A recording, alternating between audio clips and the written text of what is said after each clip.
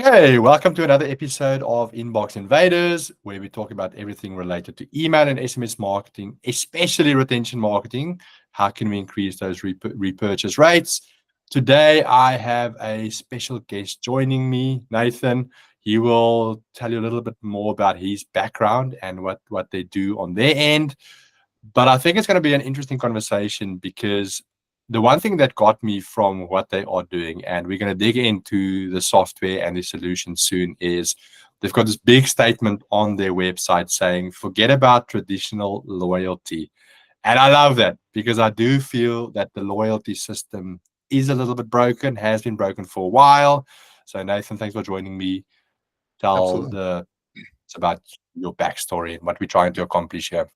Yeah, absolutely. And first, I appreciate the time and being able to jump on and hopefully, some of what we have kind of seen in market and are seeing with customers and share will even help other brands, continuing to grow. Since ultimately, what we're focused on, right, really is increasing repeat purchase rate, increasing LTV, and doing it in a way that's sustainable and profitable, which I'd say seems to be more and more important with the sort of what feels like the constantly increasing customer acquisition costs on Meta and things of that sort. But yeah, so for us, to your point, we talk about forgetting about traditional loyalty, and that's because a lot of what we've seen is if you sort of honestly, it's funny if you go back into even the 1950s, loyalty for decades has been what we call like one size fits all or generic or cookie cutter. Where it's really like everybody gets the same stuff. And an example I often use is, I used to go to Panera, which is like a deli here in the US, very often. And like they've got coffee and sandwiches and things like that. And I'd probably went once a week for maybe a year, right? It was right next to, to the office at the time. And never once in my entire, and they have a loyalty program, and never once in my entire time of of being sort of a customer of Panera, did I purchase coffee? Because I just don't drink coffee, and that's probably something for a different episode. But but they would always go and they like their first reward and recommendation to me was always coffee. And I'm like, guys, like I get that the majority of your customers drink coffee, and that's fine. But like we're in the I'm in the South. Like, why don't you offer me sweet tea or some number of other things that I would much prefer besides coffee? And like presumably unsurprisingly to their data, like I never once redeemed their stuff. I didn't really use their loyalty program because it was just one size fits all thing that treated every customer the same. And in the world of like personalization and how things are evolving, like that's just not like that's that's not as effective anymore. And two, it's actually harmful to margins, which we can get into and that sort of thing. So that's some of where kind of even the precipice of where this idea came from.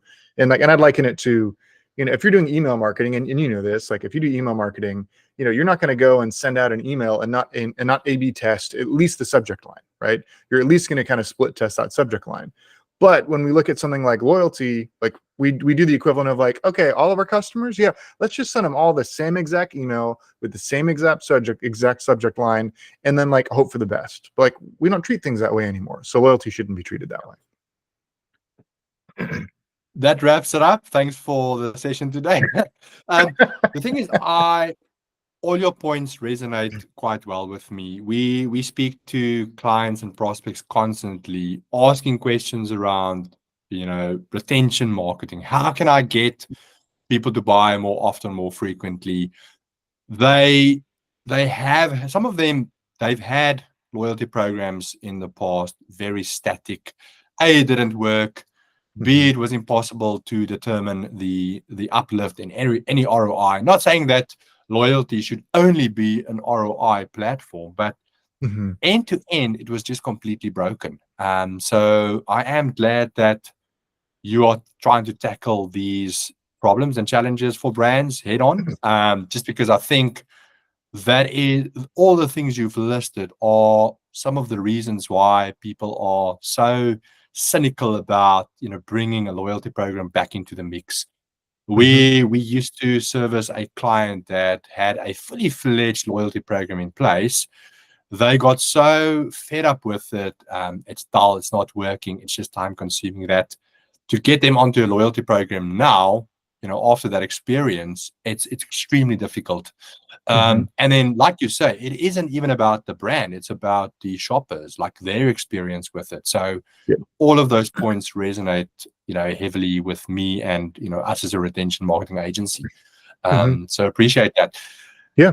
Mind taking us to the platform? How does it actually work? Like, how do you personalize this? What's behind this engine? Because I think people are so fixated on it's another point system. So 5 points for doing this, 100 for that. What's different here? Like, how does it look like in the background? Yeah, yeah, absolutely. We can definitely do that. And I think, one of the things that you said we find pretty often, which is, and I'll go ahead and I'll share my screen here in a minute, but which is, we find, you know, eh, even as consumers, we tend to fall into one of two categories, right? Where it's like you've either had a really good experience with loyalty, or you've had sort of a bad one, and it's like, oh, like my grocery store points programs, and I don't care, or some, right? It's like, oh, Delta, and I love my Delta miles and my status, or things like that, and depending on like what your experience has been, it tends to sort of, jade Yeah. folks, right? Because everybody's familiar with loyalty, but the reality is like there's very few instances where it's been done really well. But it's amazing, right? Because the instances that it has been done really well, you see it being incredibly effective, right? Like Starbucks has a great loyalty program that people rave about. If you look at more in like the Europe area, I think I'm trying to remember where specifically, but like there's a brand, shoot, I'm forgetting the name now.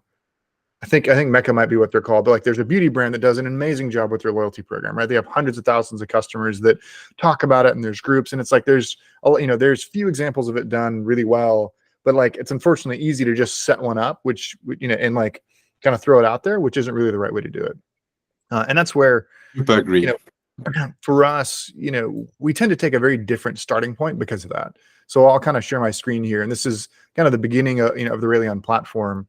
So our view, and this is partially because like we're an AI native company. So from my background and everything else, we won't go into it. We've just done a lot around data and analytics and AI and that sort of stuff. So our sort of starting philosophy, and what we found, frankly, before we even started the company and talking with a lot of brands was, a lot of folks don't really realize what their loyal customers look like. And our perspective was, well, like, unless you really understand what your loyal customers look like, it's really hard to systematically recreate, loyal customers, right? Because at the end of the day, loyalty isn't just about a points program, right? Like one thing that we say a lot to our customers is like loyalty is a strategy. It's not a program, right? A program is part of that strategy overall. And there's a number of things like great customer service and things like that that go into creating loyal customers, right? And it's like, if your customer service is terrible, a points program isn't going to help you because like you've got this massive gap in the funnel, right?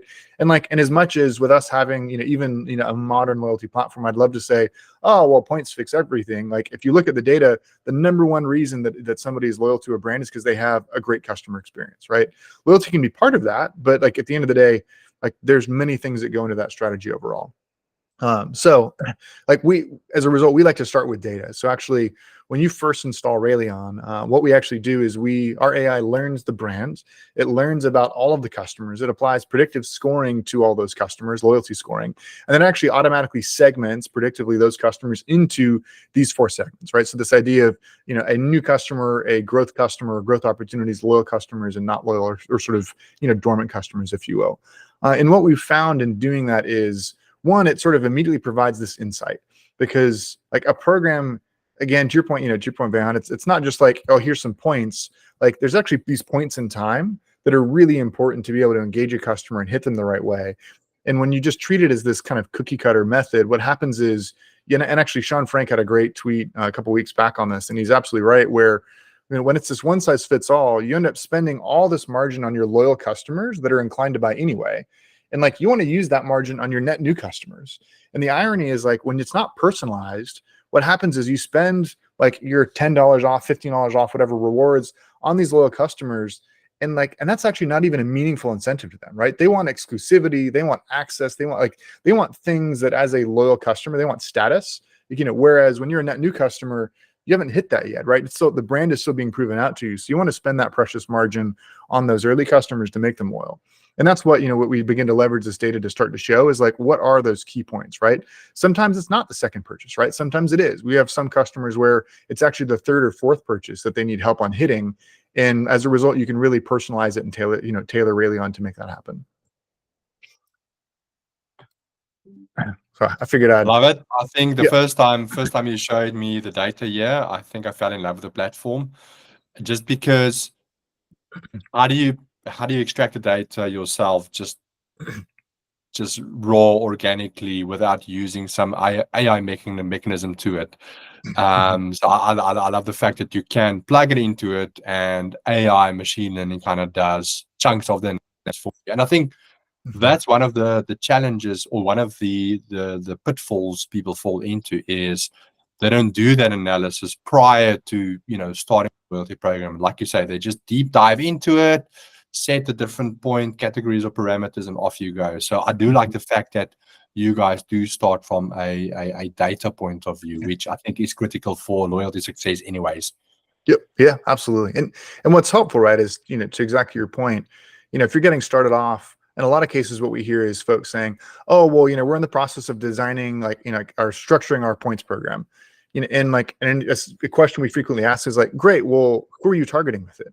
And they're like, well, what do you mean? And it's like, well, are you trying to drive a second purchase more, and for who? Or are you trying to drive a fourth purchase more, and for who? Or are you trying to create more LTV on your loyal customers? And and again, without the data and without sort of kind of going through this and really dissecting it, whether it be with an agency, like you all, if they don't have the experience, or internally, it's, again, like the effectiveness begins to really drop, and you get that frustration that you talked about with sort of your early client. And that's really where, like, one of the things that we like to highlight just as an example here. So this is our repeat purchase, what we call our repeat purchase burn down. And what you want to see is this beautiful sort of curve here, right? Where here's your very loyal customer. There's very little drop off, because the other thing too, right, is people, they tend to focus on the wrong thing when it comes to loyalty, right? So if you segment it and say, let's just for the sake of even this podcast, think about a net new customer, right? Well, a lot of folks go, well, this is great. Look how many times somebody buys a second time. Look how many times somebody buys a third time. This is awesome, right? And they're looking at that going, we're doing a really good job. And there's some truth to that. But what they're missing is the drop, right? They're missing the slope of the curve, in terms of these growth opportunities, because what this is actually showing you is there's almost a 50% drop in first time to second time, and second time to third, and so on, which means you're losing a huge amount of customers, right? On each of those purchases. So yeah, it's great that, that you got almost 4,000 people to purchase twice, but that drop off is what we want to target. And that's where, as we work with different customers, on the Raleon platform side, we're able to use this personalization, to your question, and go, awesome. Well, why don't we have something that's specifically tailored to new customers and early growth opportunity customers, and it's going to drive them, into that second and third purchase specifically, right? And then once they move out of that tier, those things are going to go away, sort of unbeknownst to them, because they're going to get moved into a new set of personalized campaigns that are going to drive them into that more long tail loyalty. And as a result, right, you can begin to see things like what we see with our customer. One of our customers, this is sort of an example, although not there specifically, but this idea, and we start to see it often, where less than 10% of your overall customer base makes up 30 to 50% of the revenue, right? That begins to get into this really healthy tier where you're going, man, we're driving a really strong LTV across our customers. They're driving a significant portion of revenue. And then you can start shifting into, okay, well, how do we take more of our growth customers and turn them into loyal ones? Nice.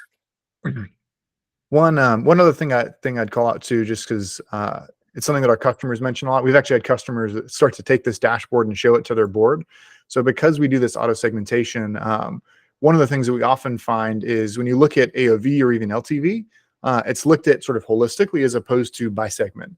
So as a result, somebody says, they'll go and say, oh, well, our LTV is great. It's it's 350 across our customers. And it's like, okay, well, how is that actually weighted? Where does that come from? And oftentimes what we see, we've seen it almost 100% of the time across now more than 100 live customers.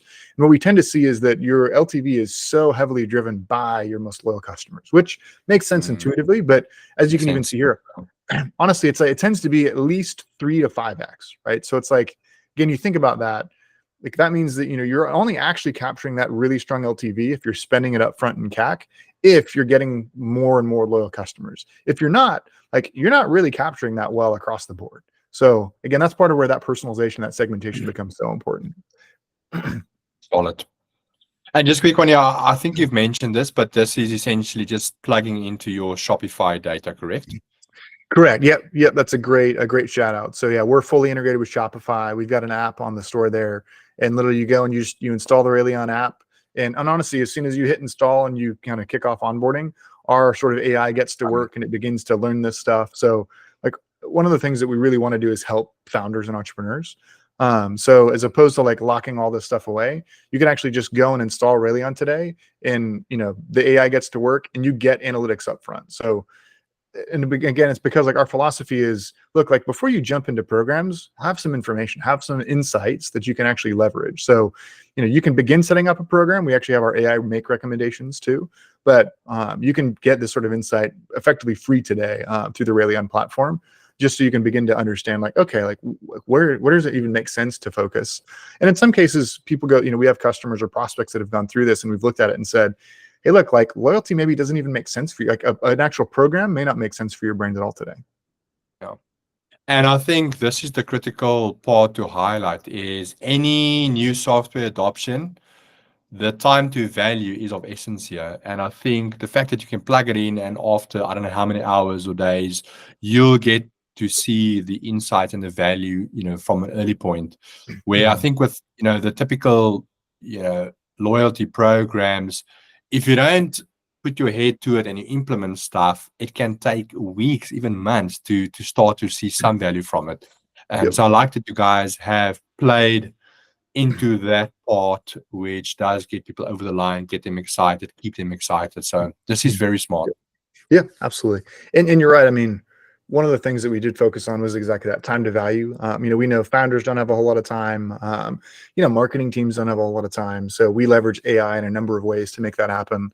And even switching gears a little bit, this is like a demo brand, apparel brand that we have.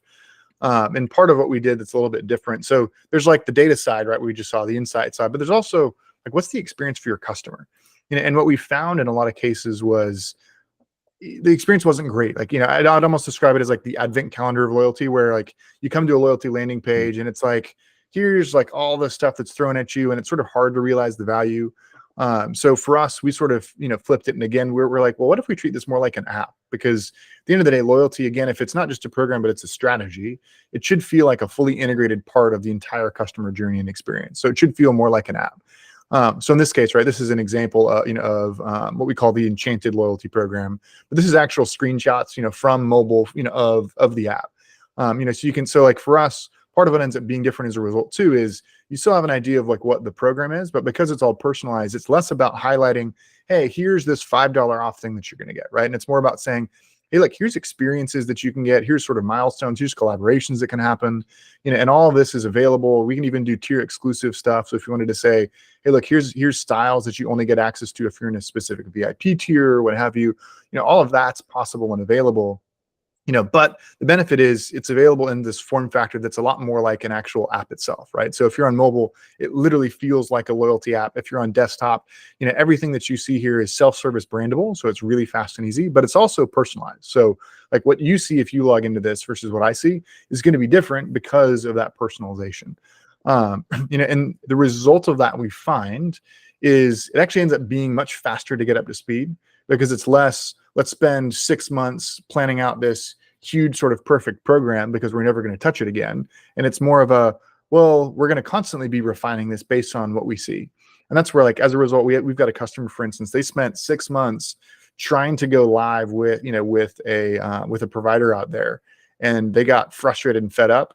And as a result, they came to us, we went live in 18 days.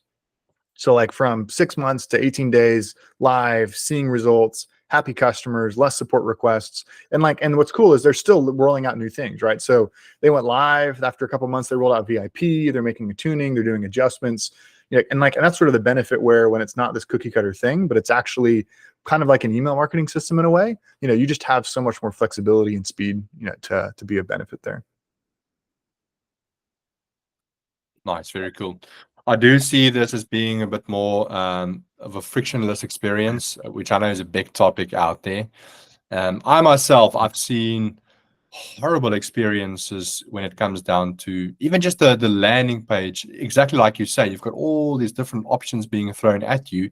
It's so overwhelming, especially when you need to convert points into the value you get from it. Like 5,000 points equals $2 of spend. So it looks like it's just not a sensible approach. So I do like the fact that it's a little bit more personal, curated, Even the side panel here, the docking feels very much. I think Rebuy also does something similar with upsells, cross sells, basket values, where it just feels part of the shopping experience rather than an afterthought.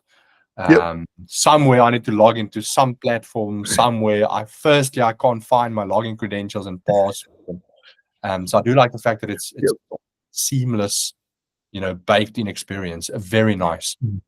Yeah, absolutely. Appreciate it. And absolutely. And that was the goal. I mean, that's sort of why, we've got checkout extensions, we've got stuff throughout. So, I mean, you can even embed aspects of it on your PDPs. You can put it in checkout and shopping cart. And it's because it should, like, what we found is, if you look at the really big players, right? I mean, like the folks that are like the Fortune 500, retailers and things like that are doing really well with it.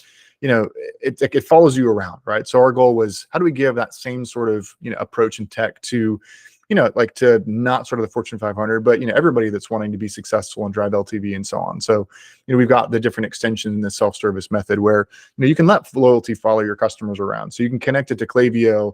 We've got a deep and awesome integration there. So that way, you send out the email, it's got a special link, you come here, what you're sort of promoting in that follows you in loyalty, it follows you on the site. And again, it's this cohesive thing because, yeah, like loyalty is a strategy. That program should fit into that strategy. It shouldn't just be, to exactly your point, this like thing that sits off to the side where you're like, okay, well, I did stuff with the brand. Now let me do some loyalty things. No, like loyalty is about the brand, and that's how it should feel. I like it. Nice.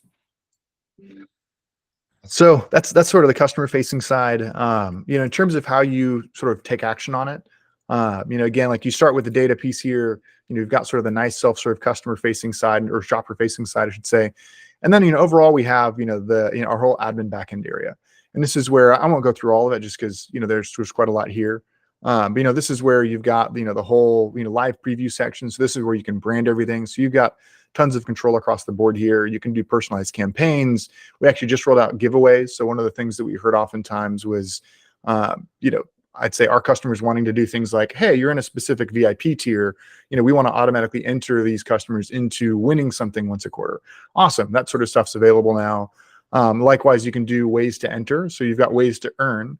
But one of the things that becomes a challenge over time, right, is if you have, a large customer base and they're accruing these points, well, like it becomes a little bit of concern where you're like, okay, well, I've got all these points. Like, how do I give people ways to spend it that isn't just rewards? So we call them point sinks. So now you can run giveaways. So you can say, hey, if you do some of these things, whether it's a purchase or something on social media, we'll now, instead of rewarding you points or even as a reward, you can spend your points and get, 3 more entries into this giveaway, right? So there becomes this really sort of like zero margin kind of cost, pure profit sort of effect. To get people to spend their points and get something that's still fun and accretive to them and so on. And I think one other thing that's maybe worth mentioning too is we've got a pretty strong, our whole system setup is designed around customer behavior. So as opposed to this kind of generic, oh, well, like just pick one thing, we've got a lot of different ways to earn or what we call customer behaviors. But you can think of it almost like a rules engine. So from this, so I could say, for instance, let's do number of purchases 3 is great. We have AI incorporated in, so I can hit smart suggest here. And again, it's going to take what it knows about my brand and different details and automatically do some immediate branding, text, and everything else for me.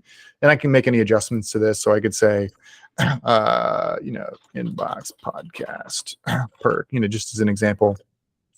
And then down here too, I can also pick my rewards. It doesn't have to be points. So to your point, to what you were saying earlier, this could be a point program. It could be something else. I can give points for making 3 purchases, but I can also do a number of things. So I could give, 200 points as bonus points, but I can add additional rewards too and say, I also want to give them a free product or I want to give them free shipping.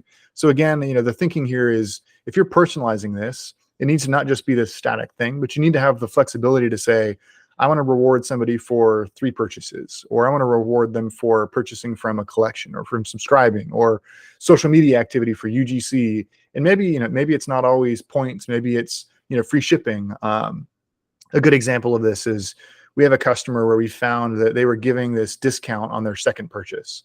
And and it's a pretty common flow, right? So you say, okay, great. Well, you made your first purchase. Now let's go and hit them with 15% off their second purchase. And that just wasn't converting. Because the perceived value wasn't there. So instead what they did is on the first purchase, if you were, if they went through this flow, then they would get a free mystery shirt as something they could redeem on their second. So again, it's still part of the loyalty program, but instead of giving them points, they got like a free gift effectively that would be redeemed on their second purchase. And as a result, within like a month's time or a little bit more than, they've seen like a 3% increase in repeat purchase rate, right? And that's, that's through loyalty, right? So you talk about fast time to value. I mean, they're getting a crazy ROI, but and it's not from sort of pure points. It's just from a well-designed program, because we looked at the data, we applied it in a personalized way, because after you sort of flow through that, that's not seen or available anymore, right? So it's not like they're giving away these free gifts all the time. It's only if you fall into this specific segment. And that's kind of the power of, what we're talking about here.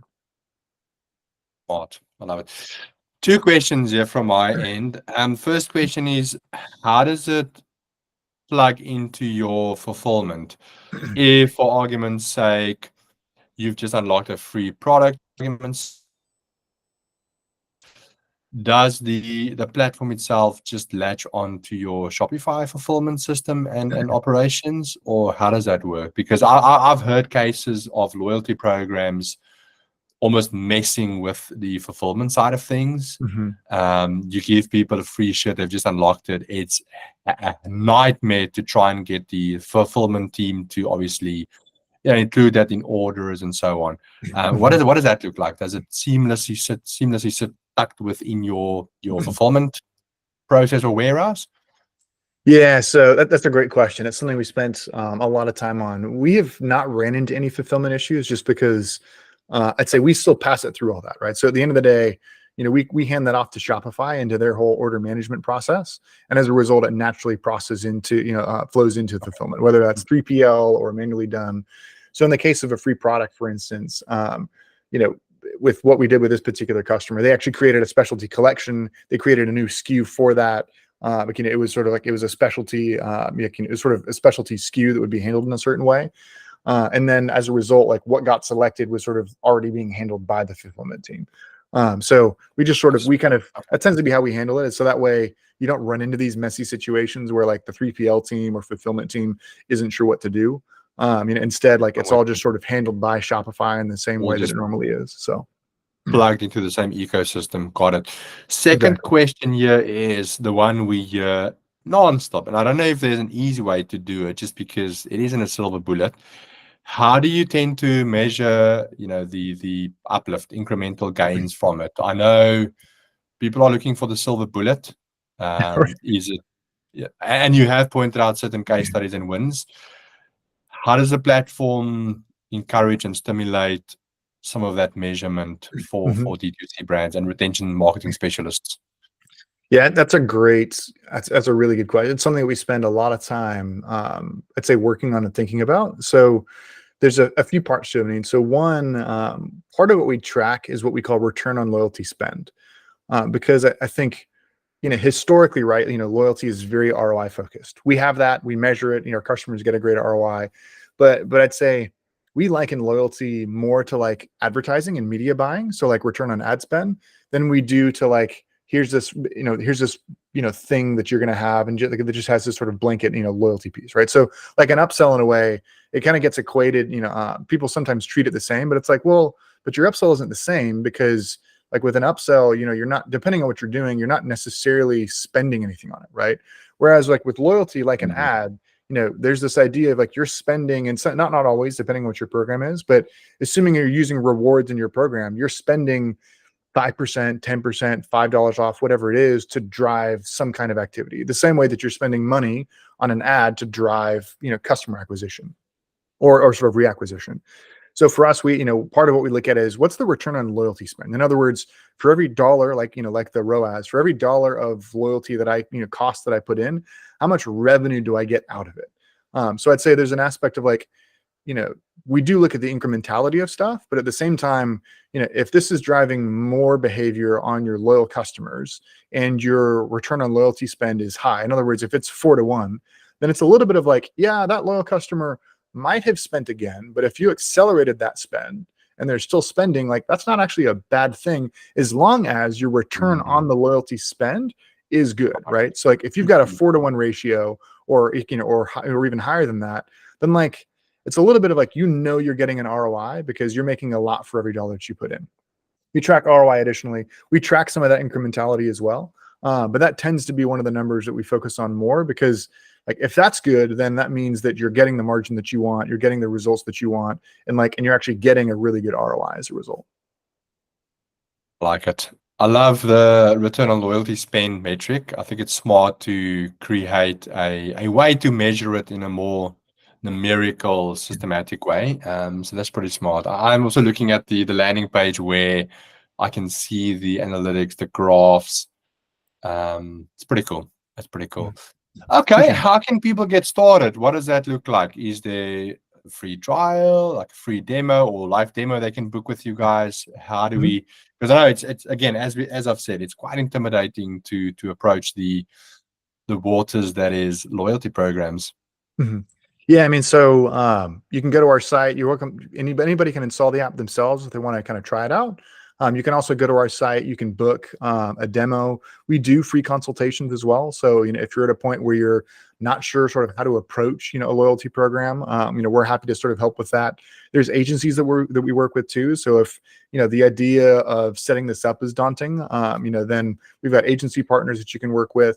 We also have kind of VIP onboarding where, depending on your size and your needs, where we'll kind of help drive a lot of that and run through the setup and the consultation, that sort of thing as well. So the net answer is, if you go to our site, you can easily book something with us. And we've got a variety of ways, depending on your size, to kind of help folks get started. Brilliant. I love it. Yeah, I think that basically wraps it up. I mean, the website, I am looking at the website on the right-hand side. Yeah, I can see there's enough screenshots to give you insights into the tool.